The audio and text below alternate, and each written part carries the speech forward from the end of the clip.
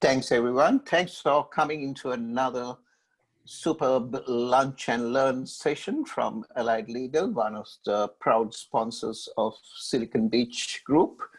Allied Legal has been with us for nearly 2 years now, and it has helped us with our company incorporation and things like that. So this is part of the continuing support and encouragement they're giving to the startup community of Australia. So before I kick off, I need to acknowledge the traditional owners of all the lands that we are from. You're all joining us from all over Australia. Most of us are from lockdown Melbourne, but there are people from Sydney and Brisbane and elsewhere. Please put in chat where you're from. We like to get an idea of where everyone is coming from. And please share your LinkedIn and other connection details as well. So this becomes a networking session. First of all, I like to acknowledge the traditional owners and pay our respects to elders past, present, and emerging. It's very important that we learn from them as we grapple through this crisis we are going through, because they have lived on this land peacefully for 60,000 years, looking after the land and environment and everything. There's a lot that us innovators can learn from them. So I'm not going to say anything more, but hand over to Rahul. But before that, most of you all are starting your own startups and just starting on your journey. For early stage startup founders, we have got a new affiliate partner in Startup On-Ramp. Their founders course is available at 50% off to any Silicon Beacher. I will put the affiliate link in the chat. Have a look at that and please consider signing up for that. You'll be not only helping yourself reduce the chance of failure in running your startup, but also helping Silicon Beach continue to do our work, because Startup On-Ramp is giving a very generous affiliate commission to anyone who uses that link and signs up. I'll put that link as well as my LinkedIn connection URL and everything is on chat now. Okay, over to you, Rahul. Thanks, Athula, and thanks everyone for joining today.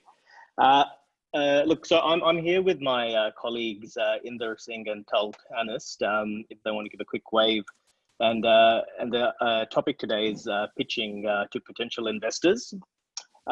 In terms of that,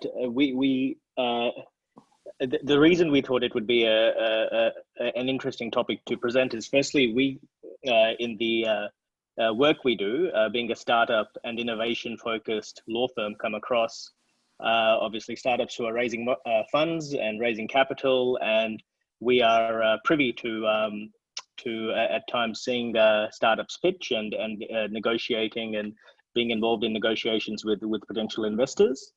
And it's always an interesting dynamic, and we see some do it better than others. And so we thought it would be interesting for us to share some of our insights today. In terms of what we do, we're obviously we provide legal advice to startups, but in addition to that, we also provide business development services to startups and to help them increase their sales and scale in that way. And Inder Singh is the director of the firm who leads that area and the team there, and Inder will also be sharing his insights today. The topic today will not so much cover off on structuring of capital raises and the legal issues pertaining to capital raises. That's part of an altogether different topic. Today is more a conversational style presentation where we touch upon our own experiences, and Talt Anast, who will be presenting first, will talk to the what, I guess, what is it that investors and potential investors want to know about a startup and then or an emerging business. And then Inder will talk about the more interesting how part of it. How should you go about pitching? Andrew Miles, who's here from the Melbourne Angels, has also very kindly offered to give his insights as someone on the on the investor side as to what he might like to see when he hears from potential startups. So perhaps Andrew can help tie everything up at the end of this. Just as a general comment, we always find that such topics and pitching and raising funds in the startup context always draws a decent crowd, and I think I was thinking about why that might be, other than the obvious that everyone wants to know how to raise a buck. But I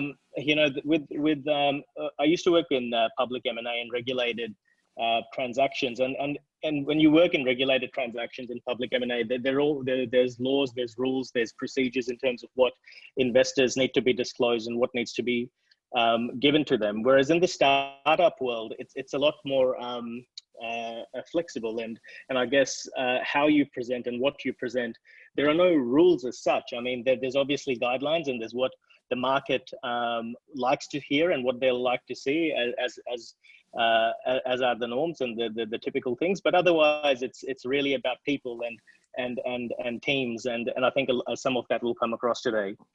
So I'll pass it on from there to Talt to kick things off. Thanks, Rahul. So as Rahul mentioned, I'll pretty much be covering what you need to be aware of when preparing for heading into a pitch meeting with an investor. Now, obviously, I'm sure a whole book could easily be written on this topic, so we're not going to be covering off everything in as much detail as it probably deserves. If you have any more questions about what we discussed, please put it in the chat. We'll get to it at the end, or save it for the end and you can ask verbally over the little video camera. So as a starting point, you need more than a good idea. Now, a good idea is obviously useful, it's important, but most investors will be more interested in a concrete pitch and foundation than a great idea with no substance. So today I'm going to be talking about what makes up that substance, or in other words, what it is exactly that you're pitching. The startups that succeed, generally speaking, know their content inside out and back to front. If they're asked a question about revenue projection or the market forces relevant to their startup, they know the answer off the cuff. And that knowledge about what you're talking about is absolutely clutch when it comes to securing an investment. The other consideration as well, especially when you're a startup, is who your investor is going to be. The more professional the investor, generally the higher standard you're going to be held to in terms of presenting your startup to that person. But that being said, it's generally good practice to treat each investor as though they were a big player, whether they're family, friends, or a professional investor. This is for two reasons. Firstly, it's just really good practice. But secondly, and perhaps more importantly, we have seen plenty of disputes come out between founders and their own family and friends because during the investment meeting, they didn't give them the level of detail that should have been given to a professional investor, which can obviously lead to conflict down the line. So with that covered off, the question is, what should you be ready to present and what should you be ready to speak on? So first and foremost, you're selling your team. You're selling the people that make up your startup and your enterprise. You want to be sure to present your team in a way that highlights the skills that each of you bring to the table with a clear summary of your individual credentials.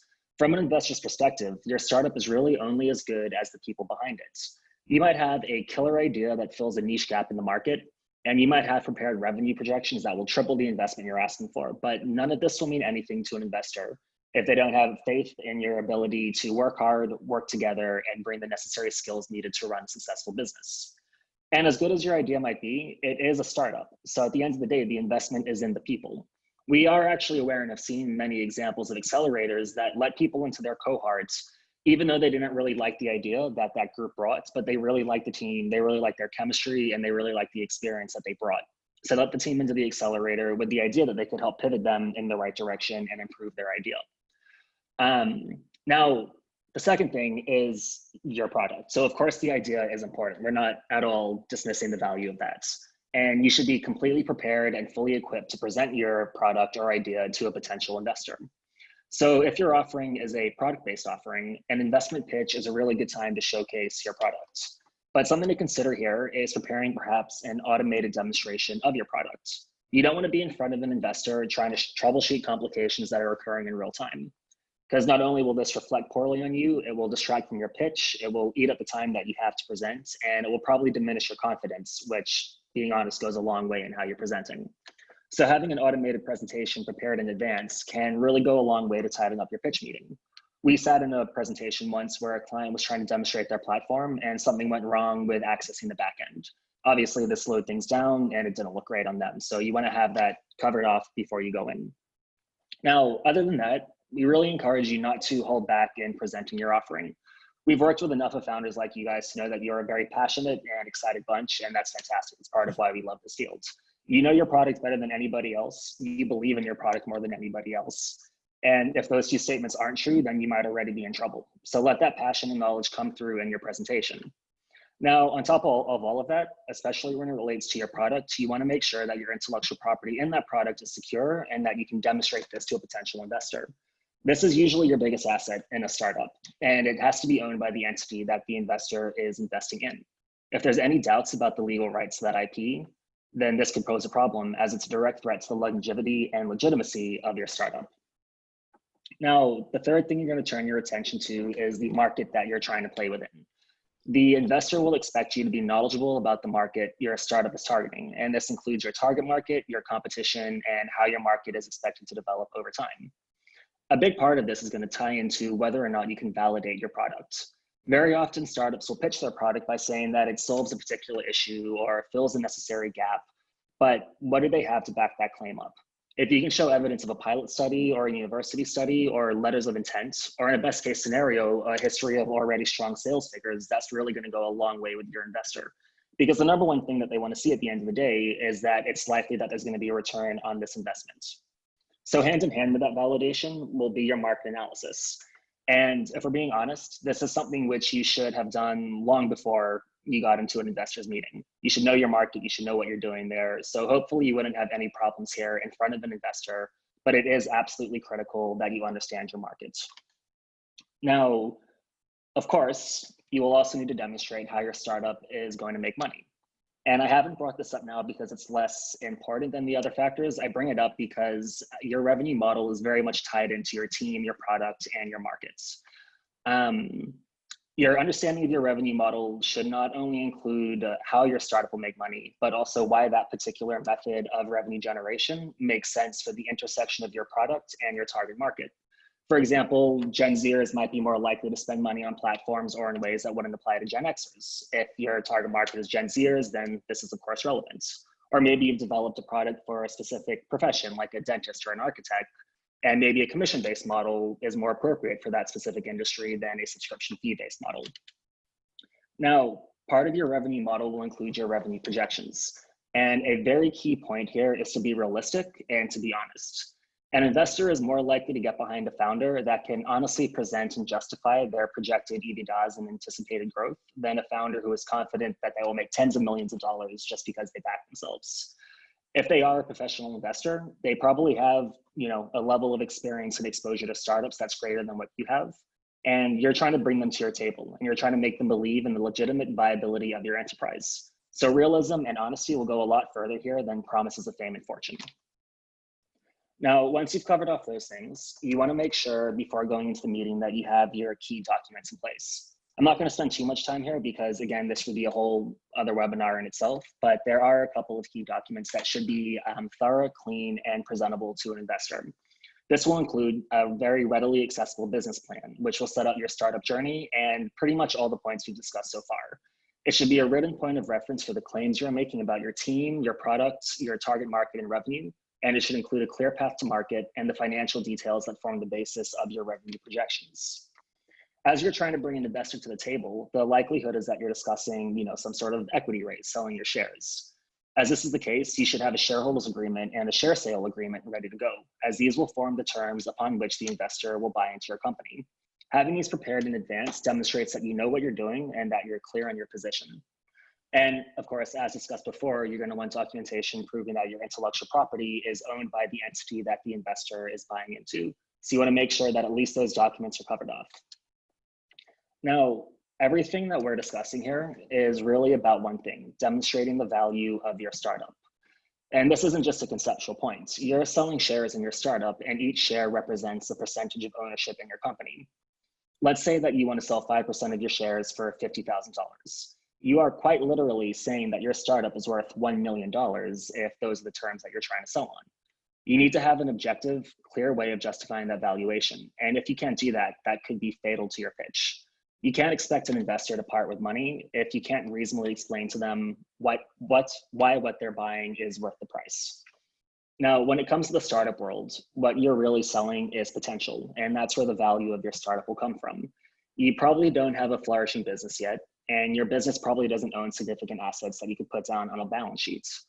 It's also unlikely that you have a brand name with much recognition that would perhaps speak towards the goodwill of your startup. So this means that your value comes from your team, your ability to generate revenue, and the quality of your intellectual property. And like I said before, the more reasonable you are about your value, the more likely an investor will be to invest. So again, we really encourage you to be realistic in your pitch and be realistic when valuing your startup. Now, you're going to be expected to present and pitch all of this. The way that you're going to be expected to present and pitch all of this will again vary depending on who your audience is. Family and friends will probably have a lower standard or expectation than professional VCs or angels. But that's not to say that there's no reason to treat every pitch like it is at a high standard. So we always recommend from the early stages of securing your investments, putting together a pitch deck. This is a document that should be put together with a great degree of care and a great degree of attention to detail. It should contain all the information that we've discussed, all the key documents, pretty much everything an investor needs to know about your startup. And most importantly, you should know this pitch deck back to front. You shouldn't be unclear about anything that's contained in there. You should be 100% certain on what you're putting forward. Essentially, there shouldn't be a single question that somebody can ask you about your startup or their investment that's going to catch you off guard and make you look like you don't know what you're talking about. To close off before I pass it on to Inder, I do just want to say that there are certain legal obligations that come along with pitching to an investor. There are some which are prescribed by the Corporations Act, and we won't get into great detail for those for now because again, that's a very different topic. But even then, it's a good likely that your startup might be exempt from these obligations. Either way, it's important that under no circumstances can you mislead an investor. The information you include in your pitch, it needs to be accurate, and to the extent the numbers are estimated, such as revenue projections, these estimates should have relevant disclaimers stating that they're estimates only, and the assumptions that these estimates are based on need to be disclosed. And legal obligations aside, a professional investor is likely to challenge you on this type of information anyway. So as a general commercial rule, it's always better to be honest, to be reasonable, and to be straightforward. So that covering off the basics of what you should have in your mind and ready to go before talking to an investor, I'll pass you on to Inder, who will talk to you guys more about how to actually present this information. Cool, excellent, thanks, Talt. Can you guys hear me okay? Perfect, cool. So I'm going to talk a little bit about the how. Talt was kind of covering off the what and the content, right? I was going to mention kind of a few points first. First of all, this is not really to kind of teach you to be a storyteller, but really kind of to share some experiences with you. And if there's time to walk through, then I'll kind of walk through an example as well. And I guess the first why is like, why is the delivery important, right? And essentially it's to be understood, right? It is very hard to make things simple. And I have that problem as well. I'm guilty of that. And I can't say it again, right? It's really hard to make things simple. I myself, am a very analytical person. I love data. And sometimes it can take a longer time to kind of simplify things, right? But it's really important because there is limited time. And not only is it to be understood, but essentially when you're pitching, it's also to stand out as there's also limited funds, right? Rahul and I have both been on calls with founders. I'll share with you, we've been on a call with one founder a couple of weeks ago. It was 45 minutes where we were kind of going back and forth, just kind of having a discussion on terms of their idea, their solution that they're working through. And I will tell you, we had to ask a lot of questions in that 45 minutes just to kind of understand a little bit further about what the business proposition. And many times when you are pitching to an investor, you have way less time than that, just in sometimes just to get the next meeting and to move and the steps forward, right? I'll also share with you, Rahul and I have also had a chance to attend a number of pitch nights. We've been on a number of judging panels for early stage startups. I've also had the opportunity to scout out startups for investment, and also I've had a chance to also pitch myself to an investment group. So I'll kind of share some of those experiences with you as well. I'll also talk a little bit about edge cases, right? Edge cases are, and this happens, right? Sometimes you come across somebody who is a fantastic genius with an amazing idea and a killer problem that they're solving. And aside from the delivery and the content, you know, the investment is made, right? That's an edge case. In some cases, you may also get somebody who is a fantastic communicator and storyteller. They tell a very compelling and powerful story, and they don't really have an idea and a company behind that, but they actually get investment. I have a friend of mine who actually is a coach that does storytelling. In fact, when she first started off, she would actually register for competitions as a storyteller with no company behind it, just pitch her ideas in a fantastic format. And in fact, we would actually win and place top in some of the competitions, right? I call those kind of edge cases. There is, you know, the normalized curve in the center of it, where probably most of us going to fall into, right? I'll also say, you know, this is Oprah. Oprah says this, right? Which is luck is all about preparation meets opportunity, right? Luck is preparation meets opportunity. You never know who that investor is. You never know when you're pitching somewhere or talking to somebody. It could be a referral to an investor, or it could be the investor themselves on that. You know, whenever I can't attend a pitch night on Silicon Beach, I sometimes do look at the YouTube videos. Athula, you'll be happy to know that, right? And I recently watched 8 pitches, right, on a recent recording. And I'll just kind of share, to help with my prep, because that's kind of the audience as well for Silicon Beach. To help with that, I'll just share a couple of observations from the pitches that I kind of went through, right? One, there was a number on there that were actually first-time people that were pitching for the first time. And I think that is fantastic, right? It is so important, right, to actually be practicing, rehearsing, and having a forum where perhaps there is an audience to get that feedback. But also, more importantly, these are actually being recorded. So this is a great opportunity to actually hear yourself back and also see how you are performing, right? Because that could be the first time perhaps you're actually hearing yourself actually pitch, right? And there's a lot of things you can go back on and saying the things you want to work on to kind of work on those areas as well. The second thing was the pitches were 90 seconds. And what I found interesting was it's incredible how much content you can actually cover off in 90 seconds, how much you can learn, but also 90 seconds goes fast too. So you've really got to be succinct with your message and what you really want to convey, especially given the content that Talt talked about. How do you put all that into a short pitch and synthesize that? Again, trying to make that very, very simple, right? Then there's also the ask. And I will say there was actually 2 pitches that I listened to out of the 8 that actually asked for money, right? One actually had raised 10K pre-seed for their platform. There was another one, which was a grocery delivery and platform, especially with everything happening with COVID-19. They had a customer base of 15,000 people. They're raising $500,000 for $2.5 million valuations. That's what they said in their pitch, right?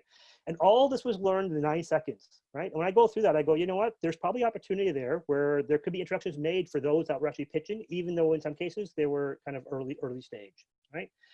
Now, it's one thing to go through 8 pitches, but imagine as an investor, right, and there's someone on the call today as well, going through hundreds of pitches, right? So how do you now kind of stand out? And this is why it's important, not only on the content, but also on the delivery you kind of go through as well, right?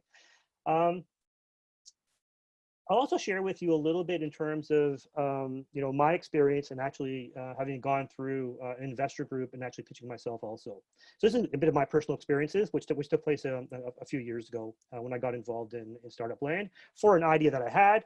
I submitted an application and got selected to actually be part of this this cohort and actually then had to go through a pitching process, right? We had 10 minutes to pitch. And the recommendation was to stop after 2 minutes, right? And whether there'd be time for some Q&A.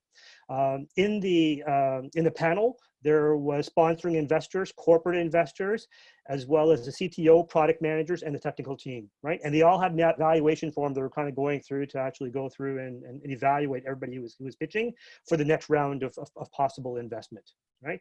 I had created an eight-page slide deck. I had the problem, the market, the addressable market, the competition. I wireframed the solution. I had a business model. I talked about the early traction. I had testimonials. I talked about the team, and I had the ask. I had all of that there. I made a very rookie mistake in that. This is business. I wish I had the practice with Silicon Beach. I actually used my full 10 minutes to actually deliver a presentation versus a pitch, right? And what that meant was there was not time for Q&A. So it's very important, I would say, right, to actually be able to have time to actually deliver your pitch in a succinct fashion, and then let the panel ask you the Q&A and have all your material ready, right, to be able to do that. Because that leaves them with a sense of knowledge, right, and hopefully clears up any confusion that there may be, but also the message gets delivered very succinctly as well. And if there's any doubts left in their minds, all that is answered in the Q&A, and you have your deck and your backup to use as part of that process. So that, for me, that was a little bit of a learning that I had and lesson learned. There was a positive that came out of the experience was I decided to pivot, right? Because I actually found a bigger problem that needed solving is what I kind of moved into as well, right? As part of that process, there was also an evaluation form, right?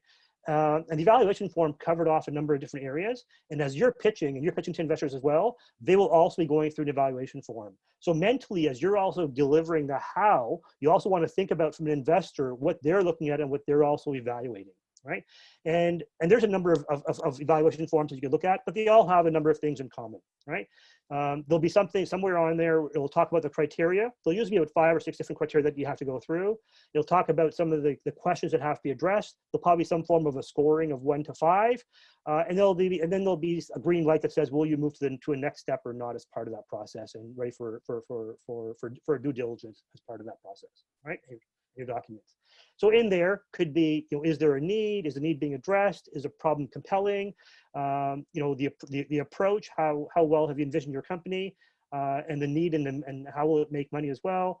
The benefits and the competition, is there a clear value proposition? Do you know your competition? Has it differentiated?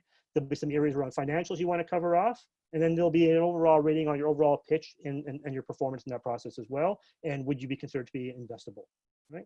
And then there'll be something that says is there an invitation? So based on this interaction, would you invite this for further discussions to the company? Right. It may be a form. Investors that do this, day in and day out, they've probably got this form in their head and know what they're looking for as part of that process. Right. If there is a little bit of time, what I'll probably do is I'll just kind of maybe use a bit of an example, right, to kind of walk through a little bit further as well in terms of what this could look like and what the pitch could look like as well. And let's just kind of use this case study as an example. And let's say the company you're trying to create here is one where you're trying to help founders create seed decks, right? And we'll call this the Seed Deck Template Company, Pty Limited, right? The deck itself kind of needs to tell a story, right? The headlines at the top should read as a continuous piece of prose if they're stitched kind of back together again, right? And too often, again, what founders will do is just dump a lot of data and not have a narrative, right? And a story to kind of tell, right?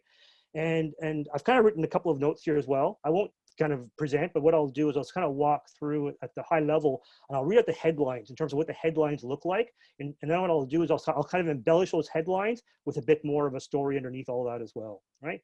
So as an example, one would be, I'm just going to read this out to you, right? Founders build bad seed decks. Our template solves this problem. All the companies are using us, right? Money raised thanks to our decks. Our decks work because of science, right? We make money on every deck, right? And then there's future growth, right? So at a high level, right, those are kind of the headlines for the pitch deck.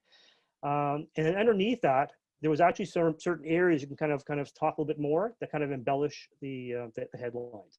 So I'm going to do this one more time. I'm going to kind of embellish those kind of headlines with a few more words, right? But eventually you'll kind of start seeing, and as you go through this process, you'll start seeing that there's a story and a pitch that can be formed through this process, right? So founders build bad seed decks, right? This wastes a huge amount of time.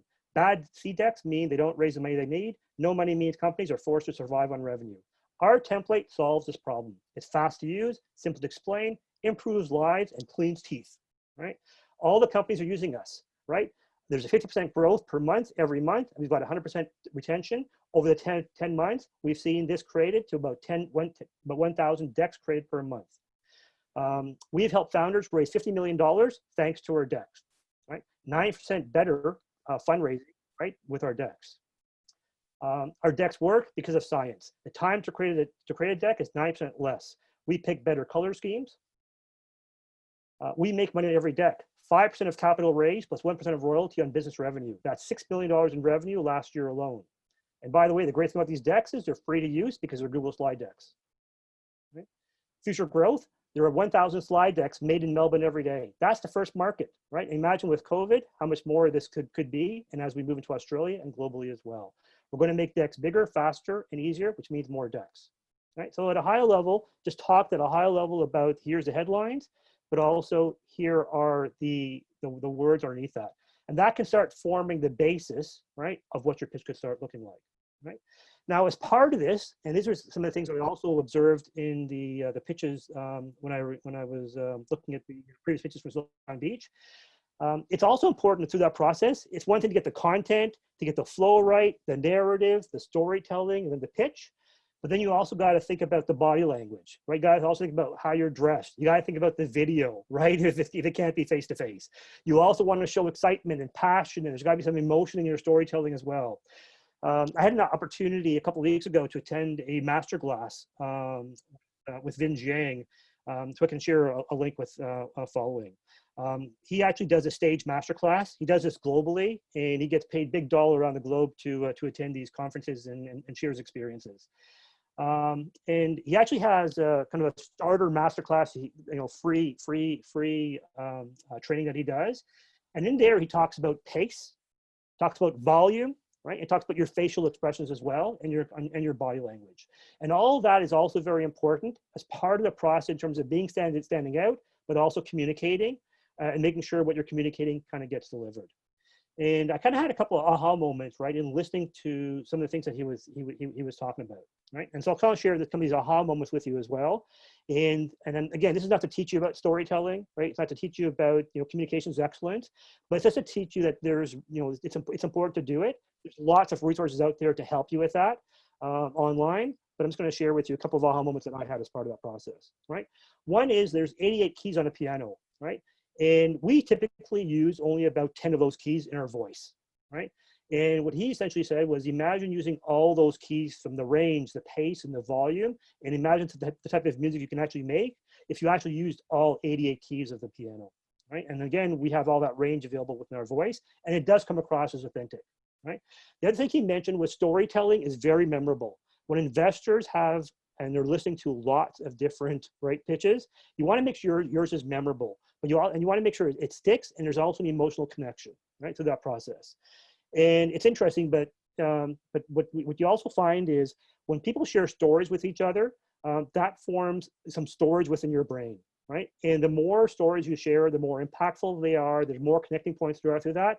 That is what becomes kind of memorable. And that actually helps to stick when you're kind of going through out of all of the pitches aside where you're going to be investing in that process. You don't want to be forgettable, right? The other one is to rehearse what you're doing. And I shared this a little bit earlier in terms of Silicon Beach is a fantastic platform to do this, right? And there is actually a method you can kind of go through. Everybody has their own method of how they do it. Some are natural speakers and don't need to go through this process, but it could be as simple as writing some of the sentences that you want to have it within your pitch, right? Recording it and as you're reading it out, right? And eventually to the point where you actually have memorized it, but also not into a way where it sounds like you're actually reading it. You actually want to actually have it where it actually is authentic and a natural flow to that process, right?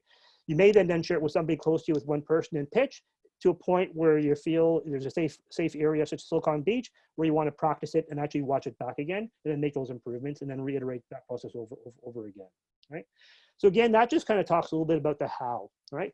The other thing you want to think about in the how is, I call it the wallet test, right? And the wallet test essentially is, would you be willing to depart with your money, right, for your own idea, right? Because you're putting, obviously, you're spending a lot of time and effort and passion into that.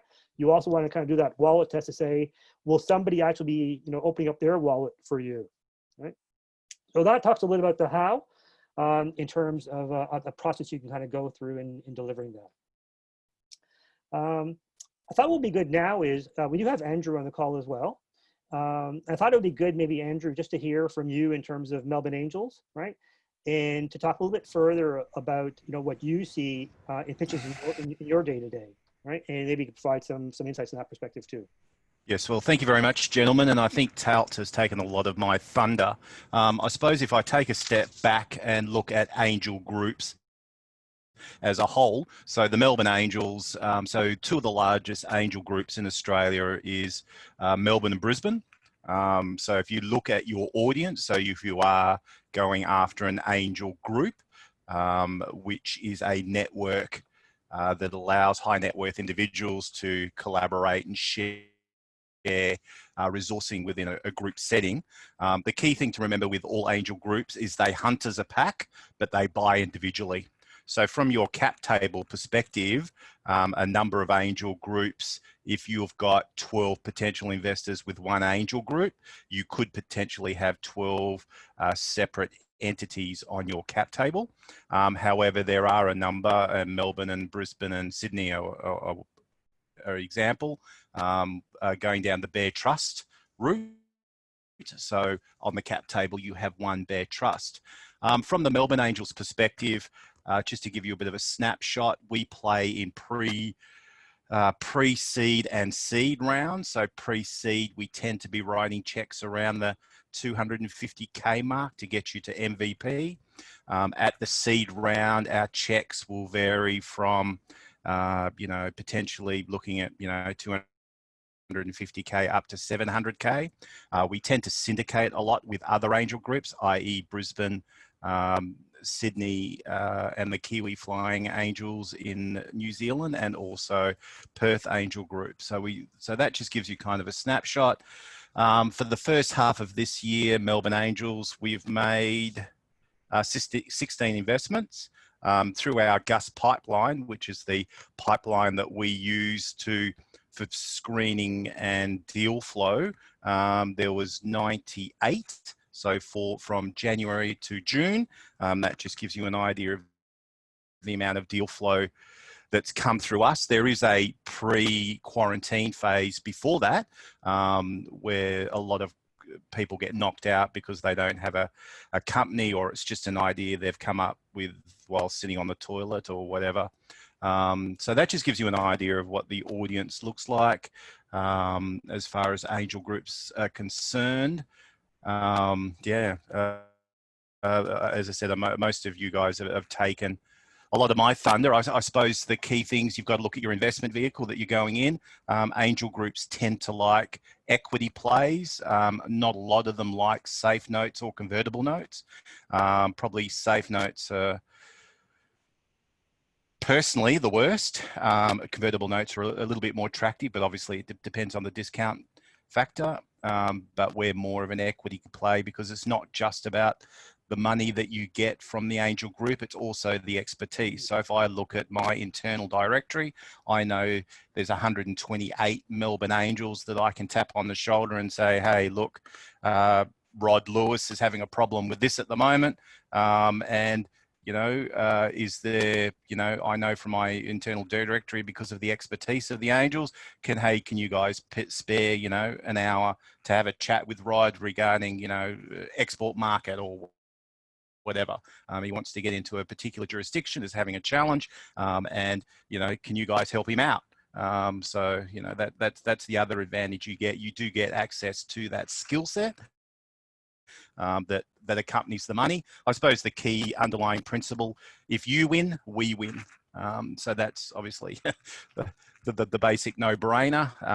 So if I just quickly look at the way GUST is, the key information, which I think a lot of the guys have indicated, is really it's around the management team. So when we look at valuations of companies, before actually bringing them in the process, we do kind of a high level evaluation of the management team, the customer segments, what customer problem are they solving, what's their sales and marketing strategy, what's their products and services, who are their competitors, what's their target market look like, and what's their competitive advantage that makes them unique and different, and what's their business model. So these are the key criteria that we put rating on before we even let them in to the GUS network. So if you don't adequately get a good rating out of that, we won't let you go through to the actual group as a whole.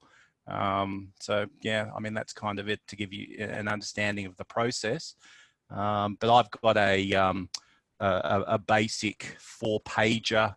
If anybody's interested in having a look at it, it's kind of the key questions that get asked from Melbourne, Sydney and Brisbane, because I'm also on there. I'm also involved with them, and also Angel Loop, which is the north coast of Queensland.